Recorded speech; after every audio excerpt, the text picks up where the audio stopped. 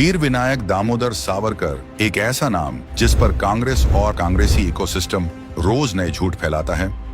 इसलिए आज हम वीर सावरकर से जुड़े ऐसे ही 3 सबसे बड़े झूठ की बताएंगे आपको हकीकत। झूठ नंबर 1, माफी मांगकर आजाद हुए थे सावरकर।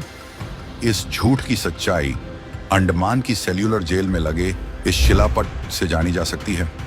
सेल्यूलर जेल में ही लगा यह शिलापट बताता है कि खुद अंग्रेज सरकार ने 1919 में एक जेल समिति का गठन किया था, जिसने सेल्यूलर जेल में चल रही अमानवीय शोषण के ऊपर 1920 में अपनी रिपोर्ट पेश की, जिसमें इस जेल के बंदी उपनिवेश को पूरी तरह से बंद करने का सुझाव दिया। इसी समिति के इस सुझाव के बाद 11 मार्च 1921 को सर विलियम विंसर्ट ने सेल्यूलर जेल बंद करने की घोषणा की, जिसके बाद सेल्यूलर जेल में बंद कैदियों को एक एक करके छोड़ने का कार्य शुरू हुआ। लेकिन अंग्रेज सरकार इसके बाद भी सावरकर को छोड़ना नहीं चाहती थी। इसी कारण सेल्यूलर जेल बंद होने के बावजूद 2 मई 1921 को विनायक सावरकर अंडमान से रत्नागिरी जेल और उनके भाई गणेश सावरकर अंडमान से बीजापुर जेल शिफ्ट किया गया।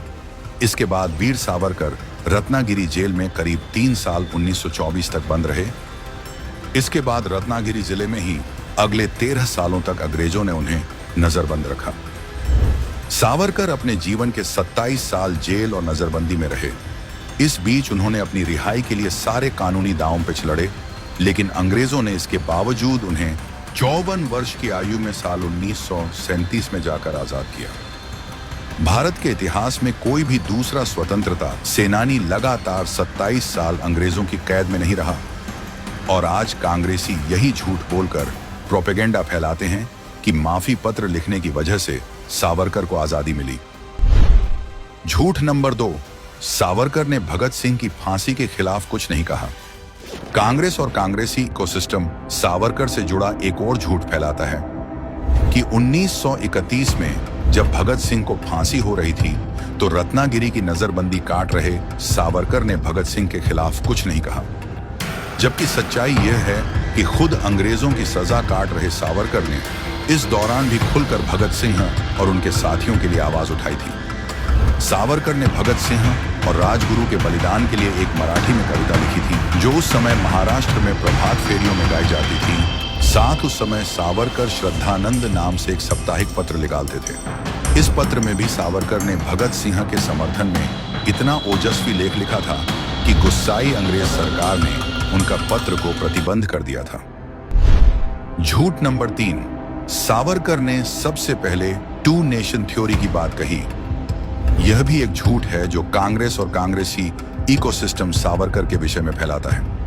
कांग्रेस और सेक्युलर जमात का कहना है कि साल 1937 में सावरकर ने सबसे पहले 2 नेशन थ्योरी की बात कही थी, जबकि सच ये है कि सावरकर के 1937 के भाषण से 4 साल पहले साल 1933 के तीसरे गोलमेज सम्मेलन में चौधरी रहमत अली ने पाकिस्तान अभी नहीं तो कभी नहीं के पर्चे बांटे थे। यानी वीर सावरकर की स्पीच से 4 साल पहले ही न सिर्फ 2 नेशन थ्योरी बल्कि पाकिस्तान शब्द ईजाद हो चुका था।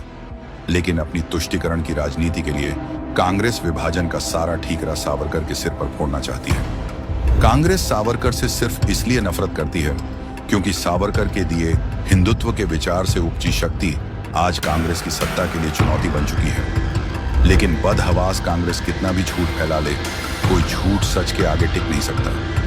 कभी कोर्ट में और कभी जनता के सामने कांग्रेस के झूठ बेनकाब होते ही रहेंगे।